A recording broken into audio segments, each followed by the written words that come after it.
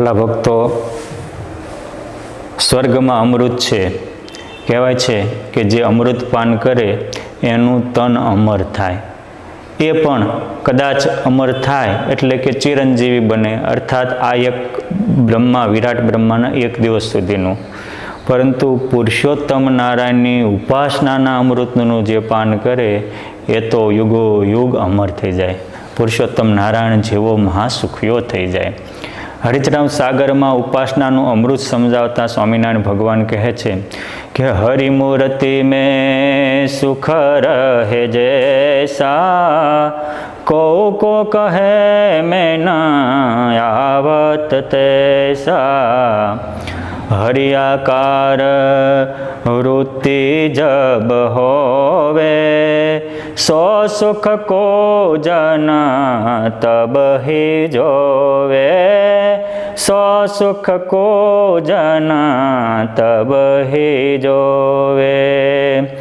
જેમ દેહરૂપ છે એ દેહના સુખને જોવે છે અને દેહના સુખમાં મોહે છે, એ રીતે જેની હરિ આકારે વૃત્તિ થાય, મૂર્તિધારી બની જાય, ત્યારે એ ભગવાનના સુખને જોવે છે અને ભગવાનના સુખમાં મોહે છે. અને એકવાર જે ભગવાનના સુખમાં મોહ્યો એને તો અનંત કોટી સોનાના બ્રહ્માંડો હોય તો પણ મોહ ન પમાડી શકે. એટલી એ ઉપાસનાના અમૃતની અલૌકિકતા છે, દિવ્યતા છે. ભગવાન સ્વામિનારાયણ એકવાર ગઢપુર ધામમાં અક્ષર ઓરડીમાં બેઠા હતા. મહારાજે સુકાનંદ સ્વામીને કહ્યું કે અમારા ગુરુ મુક્તાનંદ સ્વામીને બોલાવી લાવો. મુક્તાનંદ સ્વામી એમના આસને હતા. સુકાનંદ સ્વામીને બોલાવી લાવ્યા. શાંતાનંદ સ્વામી પણ મુક્તાનંદ સ્વામીના શિષ્ય હતા. સુકાનંદ સ્વામી બોલાવા ગયા ત્યારે એ પણ પહેલાં આવ્યા. મહારાજની આગળ ઓરડીમાં બધું સાફ કર્યું. મુક્તાનંદ સ્વામીને બેહવાની બેઠકની વ્યવસ્થા કરી. એ વખતે નાજા જોગિયા અને નાન ખાચર બે ત્યાં ઊભા હતા. મહારાજે મુક્તાનંદ સ્વામીને આદર દઈને પોતાની પાસે બોલાવ્યા.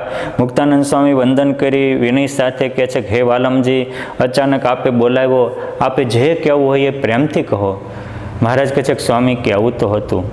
આજ હું સ્વામી એક એવી વાત કરવાનો હતો કે એ વાત જો તમે સાંભળો તો કરોડો સાધન પૂરા થઈ જાય. અબજો જન્મનું કામ આ એક વાત અંતરમાં ઉતારવાથી થાય. કોટી યજ્ઞ, કોટી દાન, કોટી વ્રત, કોટી જપ, કોટી સ્વાધ્યાય, કોટી નિવેદાધ્યાન કે સદગ્રંથોનું પઠન પાઠન કે કોટી વર્ષ સુધી તીર્થનું સેવન ઇત્યાદિ કરોડો વર્ષો સુધી કરે અને જે ન મળે એ મારી આ એક વાતથી મળી જાય એવી અણમોલ અને કિંમતી મારે વાત કહેવી હતી. પણ સ્વામી રાયના ભાવ રાતે ગયા. હવે ન થાય. અરે મહારાજ, આવી મોટી વાત અને એમ વહી જવા કેમ દેવાય? આપ કૃપા કરીને કહો. મહારાજને વાત તો કહેવી હતી, પણ સુપાત્રતા હોય તો એ વાત પચે. કુપાત્રને તો જેમ કૂતરાને ખીરનું ભોજન ન પચે એમ ન પચે. મહારાજને થયું કે પાસે નાજા જોગ્યા બેઠા છે, નાન ખાચર ઊભા છે અને કેમ આવી અણમોલ વાત કરવી? જેના હાથમાં કરોડો બ્રહ્માંડના નાડી પ્રાણ રહ્યા છે, જે નચાવે અનંત કોટી બ્રહ્માંડો નાચે છે, એ પુરુષોત્તમ નારાયણે સંકલ્પ કર્યો. એ જ વખતે થોડે દૂર ફળીમાં કબૂતરા ચણતા હતા, એને સમાધિ થઈ ગઈ. મહારાજ કહે છે કે નાન ખાચર કબૂતરાને હાચવવા જાઓ. જો એક પણ કબૂતરાને બિલાડી આવીને લઈ ગઈ તો પાપ તમારા માટે. આમ કરીને નાન ખાચરને દૂર મૂક્યા. થોડી જ વાર થઈ ત્યાં ઘોડશાળામાં ઘોડા અંદરો અંદર જગાડવા માંડ્યા. ઘોડો છૂટી ગયો હતો. ઘોડીઓ હણનાટ કરવા લાગી. મહારાજે કીધું નાજા જોગ્યા તત્કાળ ઘોડીઓ આચવા પહોંચી જાઓ, કોઈને કાંઈ થાય નહીં, ધ્યાન રાખજો, ત્યાં જાઓ. એમ કરી નાજા ખાચરને, નાજા જોગ્યાને ઘોડિયું હાચવવા મોકલ્યા. હવે મુક્તાનંદ સ્વામી એકલા રહ્યા. પાસે શાંતાનંદ સ્વામી બેઠા છે. સુકાનંદ સ્વામીને મૂળજી બ્રહ્મચારી છે. પોતાના હૈયાના હાર લાડીલા લાલ જેવા પરમહંસોને કહે છે મહારાજ હવે? મહારાજ કહે છે કે હા સ્વામી, હવે કહું છું. મહારાજ કે સ્વામી સાંભળો, અમે અક્ષરધામમાંથી આપ જેવા અનંત મુક્તોને એ અક્ષરધામનું ઇનામ આપવા આવ્યા છીએ. પણ એ ઇનામ ક્યારે મળે એ ખબર છે? અમારી ઉપાસના થાય તો જ એ અક્ષરધામમાં જાય. અને ઉપાસના કોને કહેવાય? તો કે છે ઉપાસક ઉપાસ્ય રૂપ થાય એને જ સાચી ઉપાસના કહેવાય. જે રીતે અક્ષરધામના મુક્તો બધા જ મારા સ્વરૂપે છે, મારા રૂપે એના ચૈતન્યમય દેહ છે અને મારી જેવી અલૌકિક સામર્થ્યને પામ્યા છે, અલૌકિક દેહને પામ્યા છે. એ બધાની અલૌકિક દ્રષ્ટિ છે, એની તમામ દ્રષ્ટિમાં એક મારી મૂર્તિ જ રેમા કરે છે. જેવું અક્ષરધામના મુક્તોને ઉપાસનાથી પ્રાપ્તિ થઈ છે એવી જ ભાવનાઓ અવની ઉપર કરવી એને ઉપાસનાની શરૂઆત કરી કહેવાય. અને સ્વામી સાંભળો કાન ખોલીને, હવે જે હું કહેતો હતો કે કરોડો કામ એક વાતે થઈ જાય, કરોડો સાધના એક વાતે પૂરી થાય, એ વાત એ છે કે સ્વામી આ મારી મૂર્તિ નું ભજન કરી કરીને કાંઈક મોટા મોટા દેવો થયા છે, કાંઈક મોટા મોટા બ્રહ્માંડો ઉપજાવે એવા ઈશ્વરો થયા છે, કાંઈક મોટા મોટા અનાદિ મુક્તો અને પરમ પદની સ્થિતિ પામ્યા છે. આ બધી મારી મૂર્તિની ઉપાસના એ કરીને થયા છે. માટે સ્વામી આ મારી મૂર્તિ આકારે જેની વૃત્તિ થાય એને અનંત કોટી બ્રહ્માંડના વિષય સુખ છે એ વિષય રાખના પડીકાની જેમ ઉડી જાય. એને પછી ખાવાની વિષ્ઠા અને પીવાના પેશાબ એવું તુચ્છ થઈ જાય અને અમારા સુખ વિના બીજે ક્યાંય મન લઈ જવું હોય તોય ન જઈ શકે. એવું આ મારી મૂર્તિ આકારે વૃત્તિ કરવાનો અલૌકિક ફળ છે. આધારાનંદ સ્વામી પણ હરિતરામ સાગરમાં આ જ વાતને બિરદાવતા લખે છે.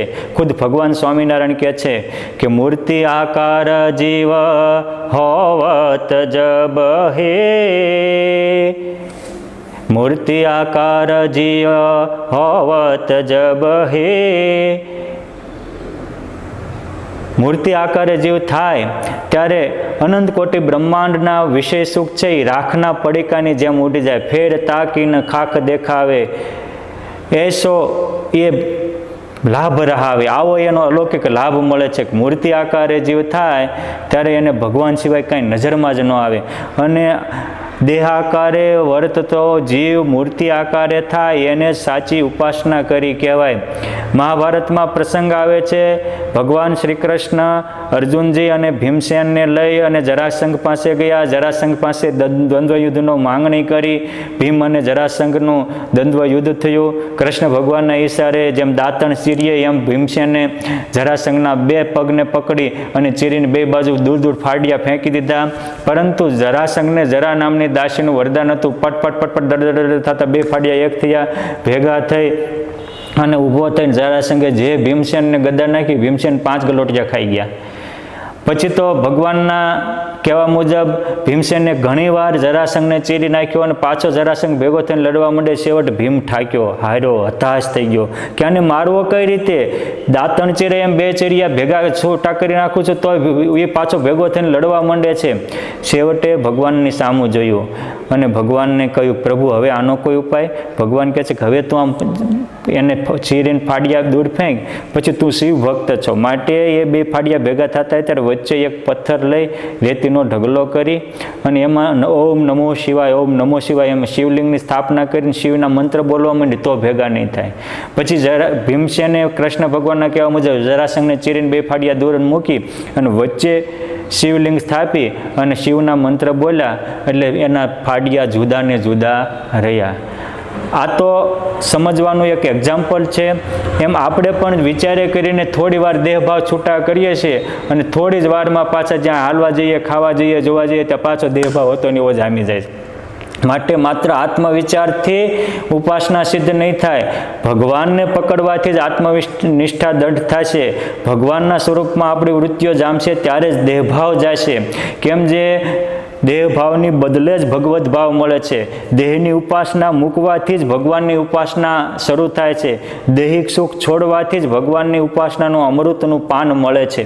માટે આપણે પણ દેહને સ્થાને મૂર્તિ રાખશું, દેહધારી મટીને મૂર્તિધારી થાકશું ત્યારે આ દેહ જ તે જે સુખ ગોપાળાનંદ સ્વામી ભોગવતા હતા, જે સુખ વ્યાપકાનંદ સ્વામી, શતાનંદ સ્વામી, ડોસાતાય, દાદા ખાચર, મોટીબા, લાડુબા, પરોતભાઈ વગેરે ભોગવતા હતા, એ જ સુખને એ જ દિવ્યતાના આપણે આનંદ અધિકારી બનશું. માટે ઉપાસક ઉપાસ્ય રૂપે થાય એને સાચી ઉપાસના કહેવાય. અને જેમ અમૃતના પાનથી તન અમર થાય એમ આવી ઉપાસનાથી આત્મા અમર બની અનાદિ મુક્તની પદવી પામી અને પરમાનંદમાં જામી જાય છે. માટે એવી ઉપાસનાને આપણે સિદ્ધ કરીએ એવી ભગવાન અને મુક્તોના ચરણોમાં પ્રાર્થના. જય સ્વામિનારાયણ.